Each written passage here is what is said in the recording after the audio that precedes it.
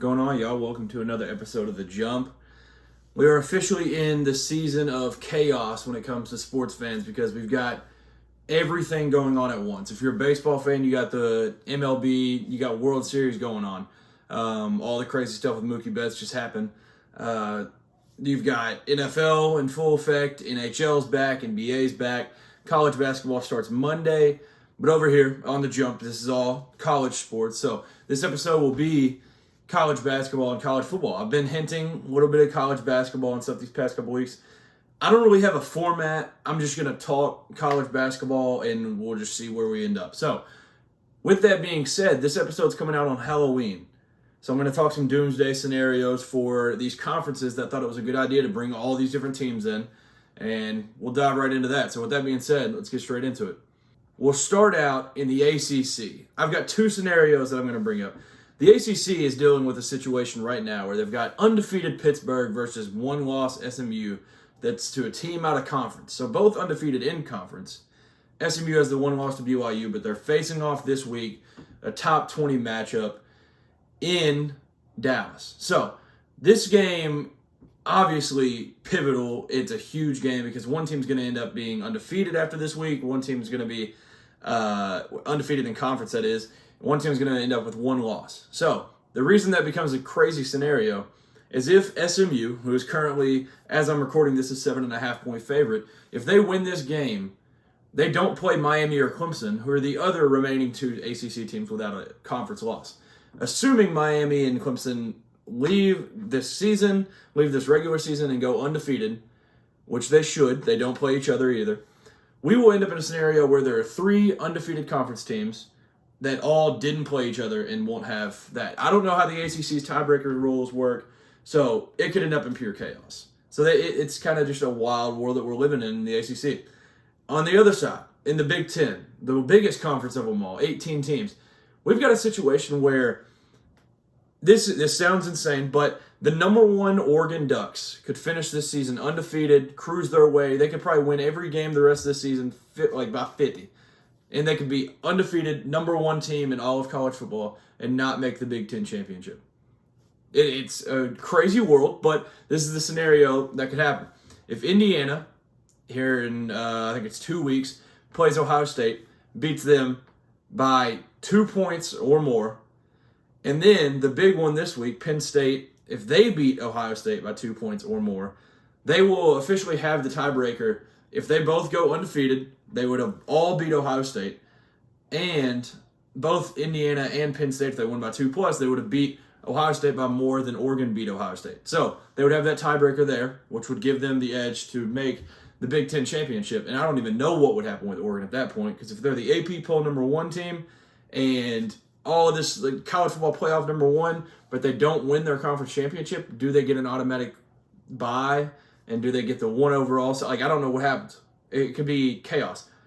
With that being said, it's probably not going to happen because it would be a wild world where Ohio State ends up with 3 or 4 or so. Like, if they end up with more losses in this regular season, I'll be very shocked. But it's just the wild world of college football that we're living in. And then for the SEC, this one's not as crazy because teams are starting to play each other, knocking each other out. But right now we have Texas A&M, who I'll talk about that game in a minute.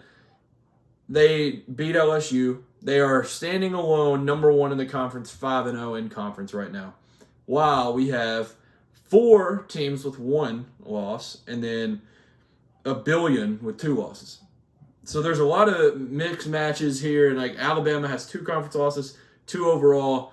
LSU has 1 conference loss, 2 overall. That game next week between LSU and Alabama and Death Valley is an elimination game. The loser of that game is out of the college football playoff. And as of right now, the way that Texas A&M was able to beat LSU, I don't think it's crazy to say that Alabama can go into Death Valley and beat them because of the dual threat quarterback. What Marcel Reed is able to do once he checked in that game against LSU, Jalen Milroe is Marcel Reed on steroids. So it would be a crazy world where that becomes an elimination game, but ahead of them, you also have the Tennessee Volunteers 3-1 in conference, the Texas Longhorns 3-1 in conference, and the Georgia Bulldogs 4-1 in conference. Now, Georgia still has a couple tough games. They got to play Tennessee in Athens, and they got to go on the road to Ole Miss. So have a couple tough ones. I think they'll get through those, and I don't think there's too much to worry about. But they've gone through part of their gauntlet already, and they've made it out. So I do think Georgia will end up being in the SEC championship. And for A&M, as long as they don't mess this up, they will be there playing the Georgia Bulldogs in the SEC championship. But for A&M, they've got not one but 2 trap games coming up. They've got one in Columbia, South Carolina this week against a team that could be, it happened in 2022 to Tennessee. That seems like a terrible place to go if you're a top 5, top 10 team wanting to get into a college football playoff or something like that. It seems like a terrifying place to be. And that is where A&M's headed. And then they go to the Plains, which sounds sweet, but they aren't when you're going to be like in this situation where it's as of right now, a 1-conference win Auburn team with absolutely nothing to lose other than knocking you out of the playoffs. So you've got those 2, and then you've got the, what do they call it, the Lone Star Showdown.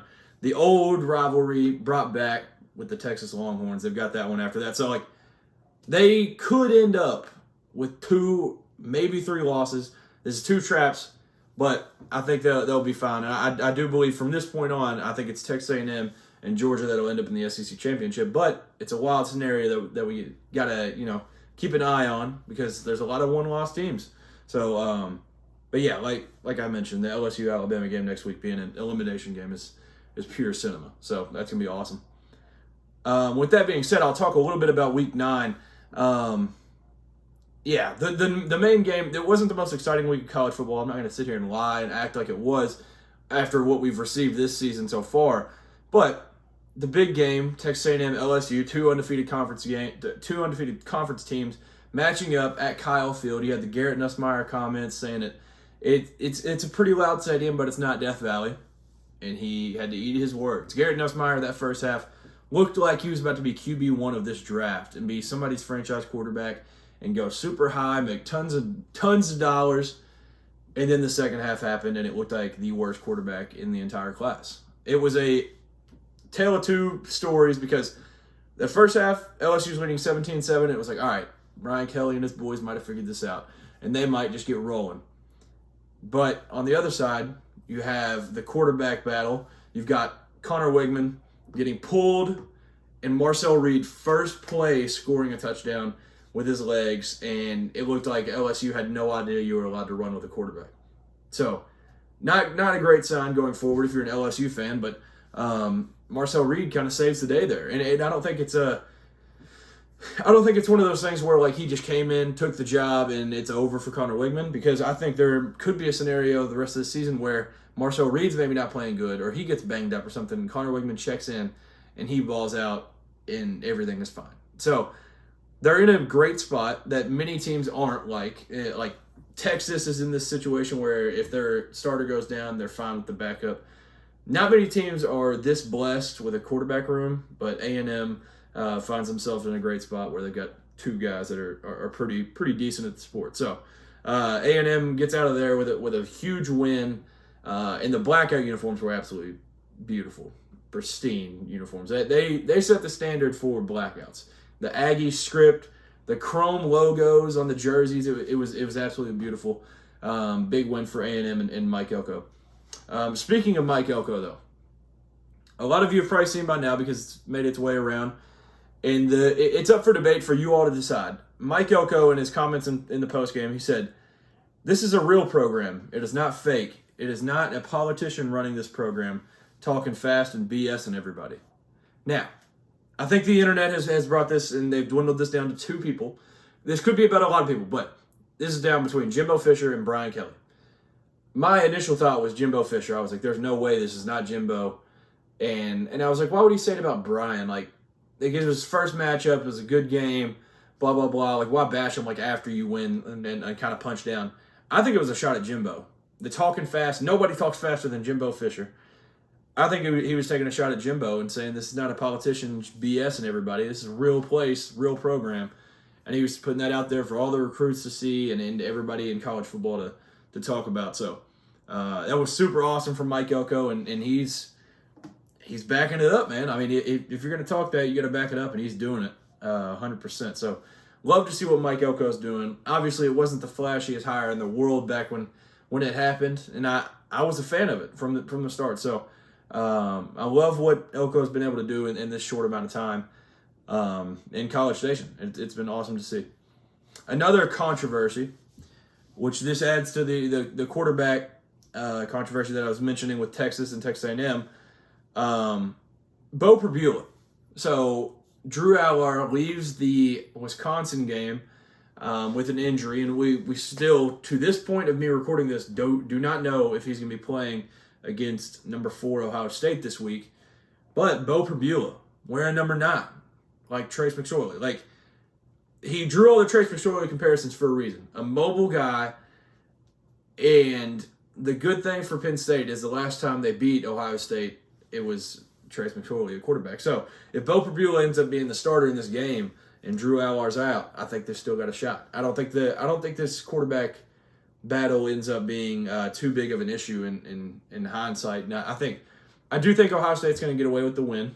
I do think that, but I think this is going to be a game no matter who ends up starting at quarterback. I think Drew Allar's a lot better, but Bo Perbula brings a whole different wave to it. And one of the things that I'd heard, I believe it was Andy Staples that had brought it up, Andy Kotelnicki, this is right up his alley. He was dealing with Jalen Daniels at Kansas, and now he gets a running quarterback in Bo Perbula, or just a mobile quarterback, more mobile than Drew Allar, and he gets to cook up a system to where he can play him. Like, he's probably just licking his chops thinking about what he's able to do with this offense with him out there. If this ends up being the scenario, obviously Drew Allar being healthy is the number one hope. So that's kind of the situation there. But yeah, Bo Perbula, it was awesome. He came in, saved the day, and in second half Penn State continues to ball. So down at half and then come out with a win at Camp Randall. It's a big win. And it was a very noted trap game for the Nittany Lions. So big win for James Franklin. And this one upcoming could be a chance to get his biggest win of his entire tenure at Penn State. Before I get to some of those, I'll talk about this historic Heisman race. I do believe that at this point, I released my own top 10. It'll be on the screen if you're watching on YouTube. But I do think it'll be Cam Ward that'll win this because Ashton proved that he's human. So I still have Ashton Jeanty number 1.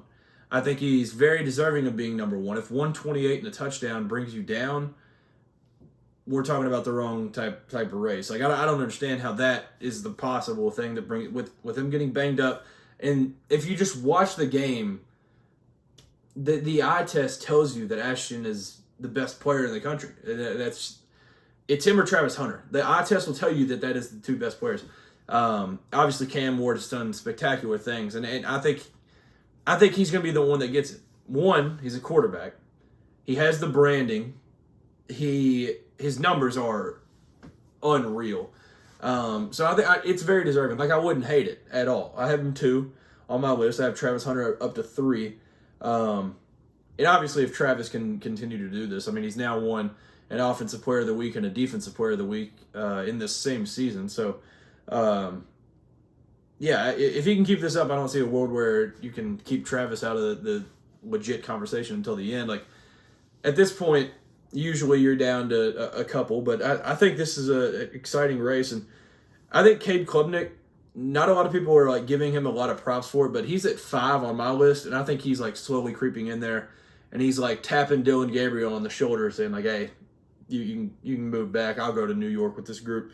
I'm not sure if Cade Klubnik will ever be able to do enough to win it, but I think he's right there as well. And then to round out my list, from that point on, I got Bryson Daly at 6, Riley Leonard for the first time at 7. I just think what he was able to do against Navy, which Navy did turn the ball over a lot, and they you could argue they beat themselves, but you don't just put up 51 by just a couple turnovers. So Riley Leonard is spectacular this season. Curtis Work still at 8. Need him to get healthy because if he's only missing one game, he's still obviously in the Heisman race. So I have him at 8, Diego Pavia at 9, and Dylan Sampson at 10. Let me know what you would change in the Heisman race. I think Tyler Shuck from Louisville deserves a little love. He's going to be up there. Caleb Johnson still for me. What he's been able to do running wise this season is amazing. Garrett Nussmeier and Jackson Dart both are barely off the list. Carson Beck's barely off the list to me. I think if you're looking at betting odds, those guys are like way higher. But this is my list of like my opinion. Those guys are way higher because like they have the opportunity to jump it. This is just from the eye test at this point. So that's how my list would shape out for the Heisman list. So some Week 10 games to watch for college football. So the number one game day is headed there. It's no surprise. This game's been noted for weeks on calendars. Penn State in Happy Valley hosting the Buckeyes. Number 3, Penn State versus number 4, Ohio State. This game is I guess you could say a loser leaves town. I mean, James Franklin's not getting fired if they lose this game. But it will forever be a blemish because this is a great opportunity to be able to do it. Ohio State's coming off this terrible-looking week against Nebraska and a loss before a bye week against Oregon. So, like, Penn State has this good opportunity right now to do it as they ever have. He's not going to get fired, but the seat may get like a flame lit under it, and it's not going to be hot, but if he just can't ever beat these teams, then maybe something's there. But for Ryan Day, I do believe this is like a loser leaves town, and if they lose this game, I think Vrabel's getting a call. I think there's a few names getting calls. Maybe Signetti down the road. I don't know.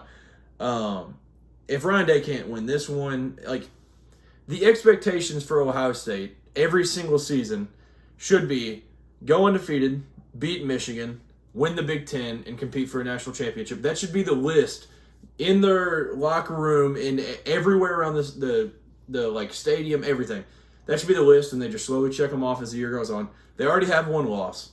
If they get a second one before even getting to rivalry week, obviously it's a 12-team playoff. Anything can happen. They can still make it, go in, win a national championship. But if they're losing these, it doesn't give you a whole lot of hope that they're going to win a national championship. So this is a super important game for Ryan Day with a fan base that's already a little bit upset with him.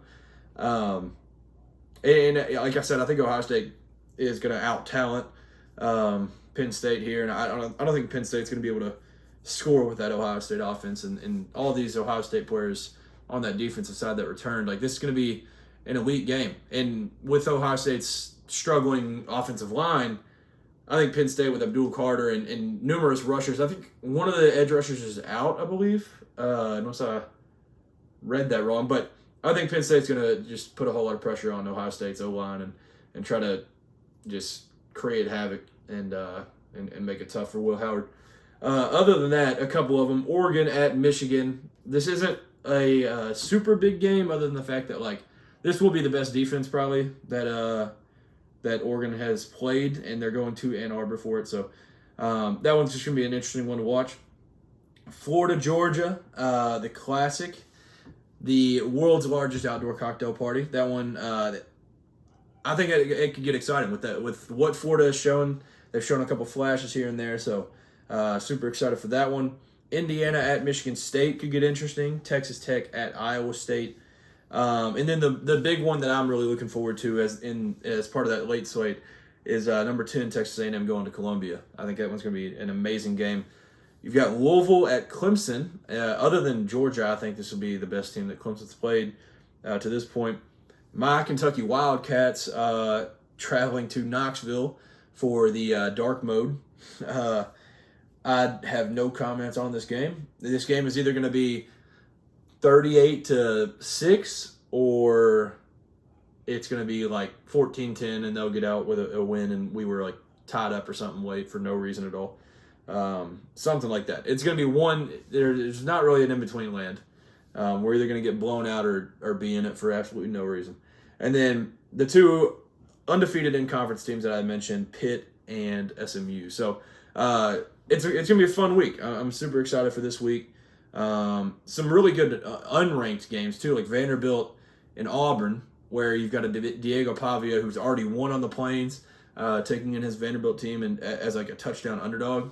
So that one's gonna be awesome. And then you got like Nebraska, UCLA, that'll be super interesting as well. So a lot of fun games to look forward to going into Week 10. Some college basketball talk.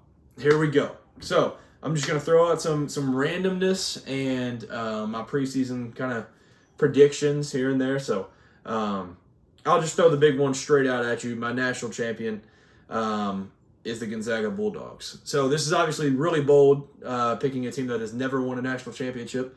But I feel like this is the year. There's obviously no Drew Timme. There's no continuity of like a 4-year player.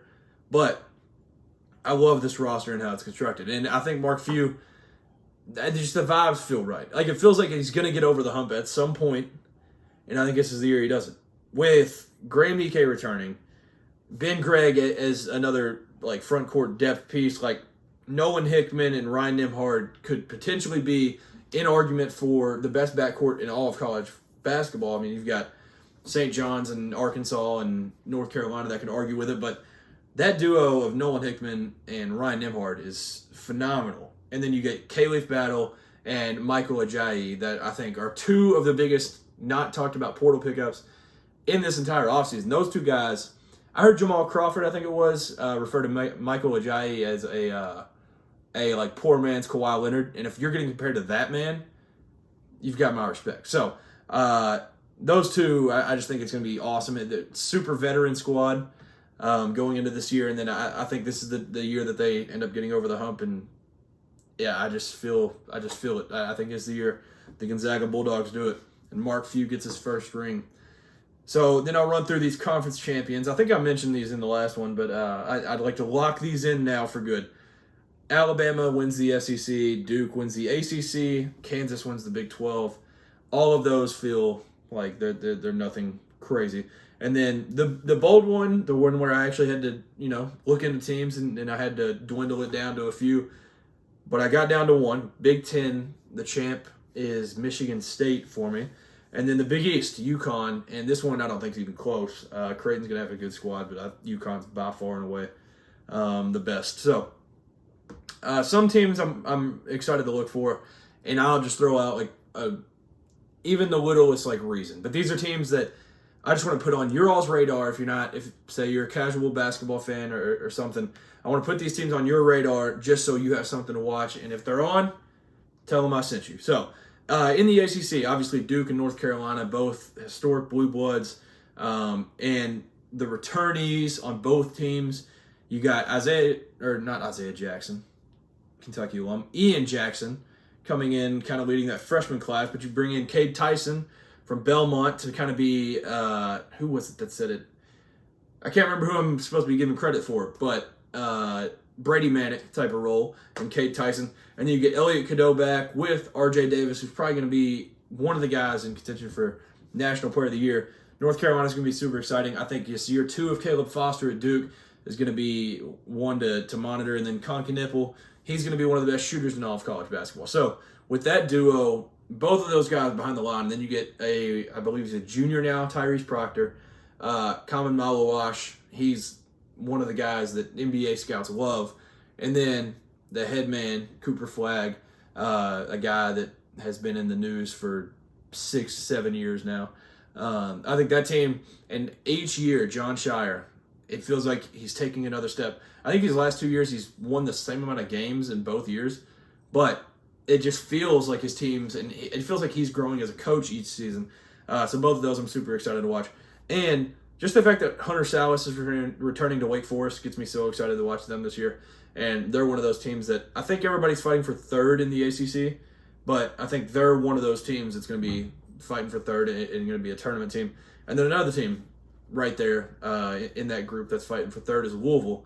Obviously, as a Kentucky fan, I don't want Louisville. I don't want Louisville to just absolutely suck, but it'll be cool to see them get back a little bit. And what Pat Kelsey's built, I think he's assembled a great roster. Just some of the guys you've seen so far with Cason Pryor, Terrence Edwards, Javon Hadley, Chucky Hepburn, like this squad is loaded and they're going to be fun to watch. They're going to be able to run, and I think they're going to be a sneaky dark horse team to watch out of the ACC. In the SEC, it's really just the whole conference, if I'm being honest. But my Kentucky Wildcats, obviously, if you haven't seen in the exhibitions, we will be shooting a whole lot of threes. We'll be running a whole lot. And I think in the wise words of Michael Jordan, the ceiling is the roof. I think the ceiling is endless with what Kentucky can do this year. And the defense is something I've been impressed with. Obviously, the scores don't indicate how good this defense has played in these exhibition games, but the defense is been solid in my eyes. So, super excited for the start of the Mark Pope era, and I think this team could make a run, and I think they could be a dark horse national champion team, obviously down the list. But, I don't think there's really a ceiling to what this team can accomplish. Alabama, I don't really need to even go too far with young blood and Amori transferring in, and then they returned everybody. I think this extra year for Grant Nelson, it felt like he was disappointing early and figured it out and became an absolute star for Alabama and Nate Oates and company. I think this year 2 of him down there in Tuscaloosa is going to be phenomenal. And then you got preseason player of the year in the SEC, Mark Sears, and I don't really need to even discuss. Mark Sears is just an elite ball player. So Alabama's on there. Tennessee, this team's going to be fun to watch because Rick Barnes will forever have a good defensive team, but they lose Dalton Connect, one of the most prolific scorers in all of college basketball. But they bring in Chaz Lanier from North Florida, and I think he's going to be one of those guys that's going to – some nights he's going to hit, some nights he's not, but he's going to shoot like 30 times a game. So I'm super excited to see kind of how that whole thing works out with them losing Jonas Adu. I think that hurts a little bit, but with their returning, I think they're going to be a solid team again.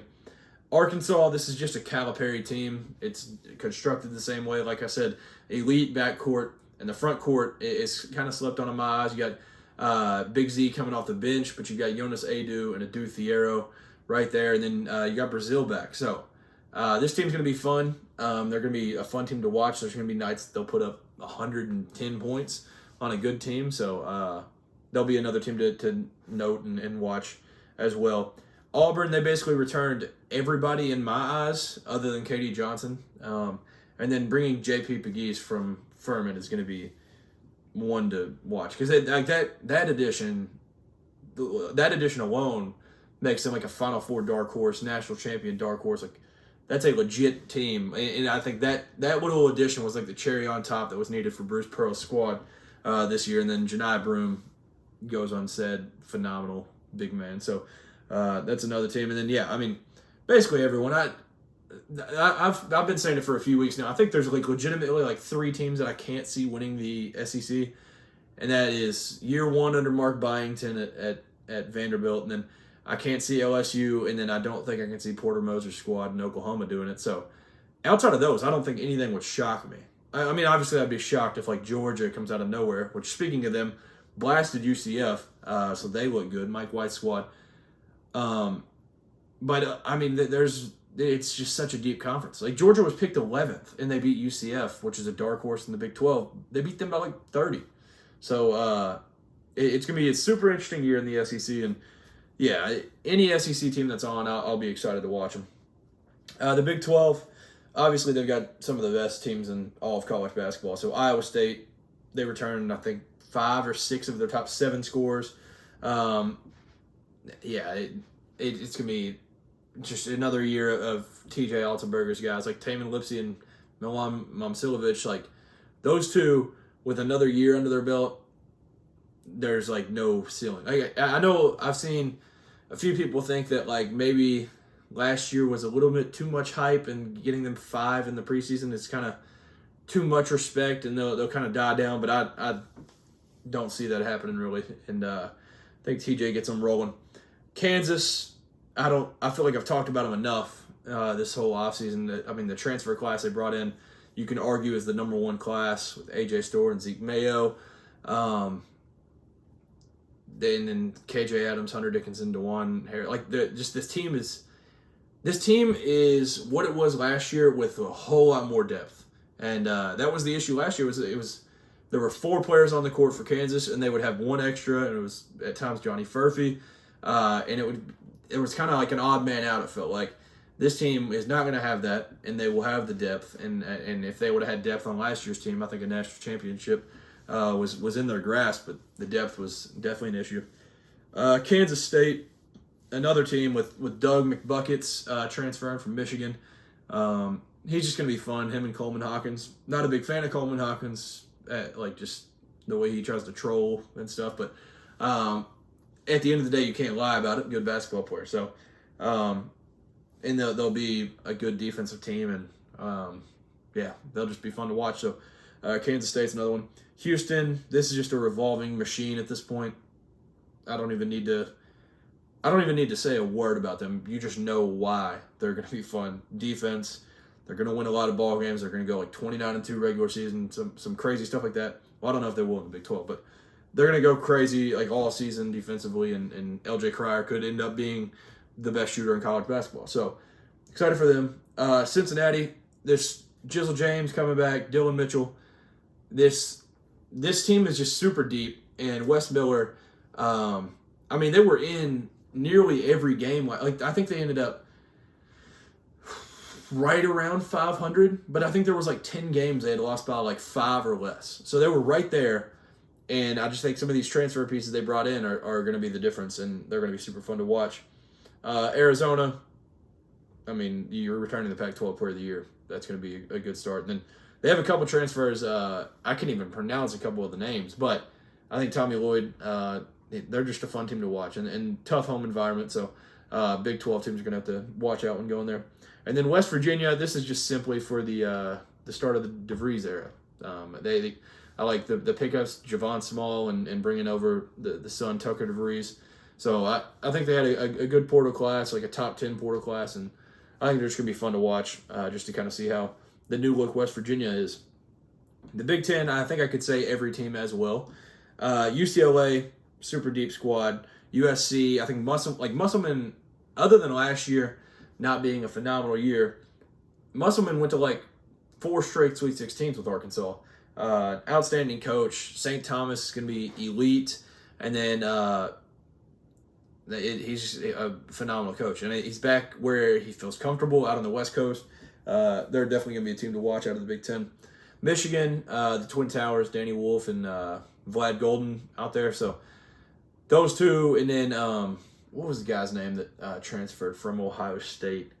I can't even remember. And then the Auburn, what is it, J.D. Davidson? That's not him. That's Alabama. I am blanking on names. It's late. Forgive me.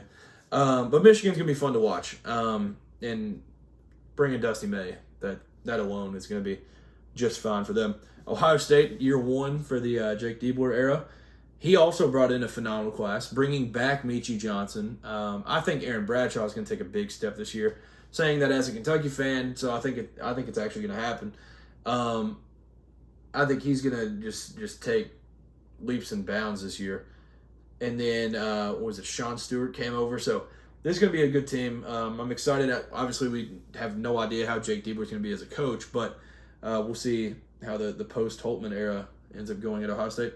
Indiana, this is the other team that you can argue had the number 1 portal class, and this team just seems like they're going to be fun. Like with Goody and I'm blanking on the names. There are numerous guards transferred over, and then the number 1 player in the portal, Umar Ballo, ends up picking the Hoosiers too. So they're going to be a fun team to watch, and I know they want the smoke with Purdue, who's also going to be a fun team to watch. And then Rutgers is the last team I kind of want to note just for now. Ace Bailey and Dylan Harper are just spectacular. Like this team's going to be a blast. Just that duo being together, like those two. I think Cooper's kind of just going to go 1, but like those two could go 2 and 3, and it wouldn't shock me. Those guys are elite in the St. John's like secret scrimmage or exhibition, whatever they're calling all of them now. That kind of showed it, and that was all that I needed to see. The Big East. Providence, UConn, Creighton, St. John's, Butler, and Marquette are the teams I'm super excited for. I think for Marquette, Cam Jones taking an even more significant role. He averaged like 17, 16 last year. He's stepping up into a bigger role now. St. John's, this is the most elite backcourt I could even imagine Rick Pitino having with, was it Davon Smith and Kadary Richmond. Both just amazing guards. And then a few returners for St. John's. Creighton, this is a similar team, and then getting Ryan Kalkbrenner back was outstanding. I'm also excited for Xavier. I don't have them listed on here, but and then UConn, I saw John Rothstein had tweeted that Dan Hurley had told him that they needed Aiden Mahaney to be a mix of like Tristan Newton and I want to say it was Andre Jackson. Let me get the tweet correct because I don't want to put words in Dan Hurley's mouth, but I just think it's going to be the difference, and that's kind of what Rothstein's tweet was about. Was just the difference that it'll make if he ends up being really good. So what Dan Hurley had told John Rothstein was, John Rothstein's tweet says that Dan Hurley tells me UConn needs Aiden Mahaney to be somewhere in between what Tristan Newton did his first year and what Cam Spencer did in his first year in order to have a chance to win a third national title. So UConn's going to be right there again. And I mean, obviously they just can't win every title for the rest of history, but as long as Dan Hurley's their coach, I don't think anything would shock me. But let me know some of your thoughts. That's kind of not diving in deep to the G5 conferences and all these different stuff. And I mean, the Mountain West these past few years has been arguably better than some of the Power 5 conferences. So obviously I didn't dive in too deep for college basketball, but that's my predictions. And I will read off, because the day this is coming out, so Halloween, I will be posting this, my dark horses for the national championship.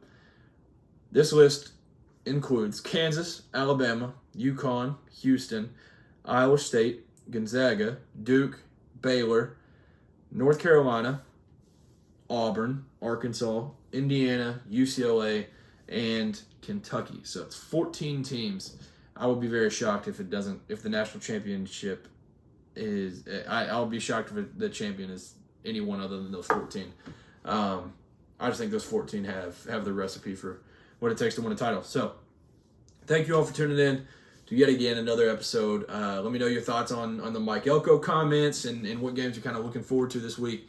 And let me know your thoughts on my predictions for college basketball. Like I said, my predictions, that's what I think. That's what I've noticed in this offseason and what I'm excited to look at. But let me know what you all think, and if you disagree, then let me know. So follow the socials. They'll be at the end of the video. As always, thank you for tuning in. Have a great rest of the week. Happy Halloween, and peace.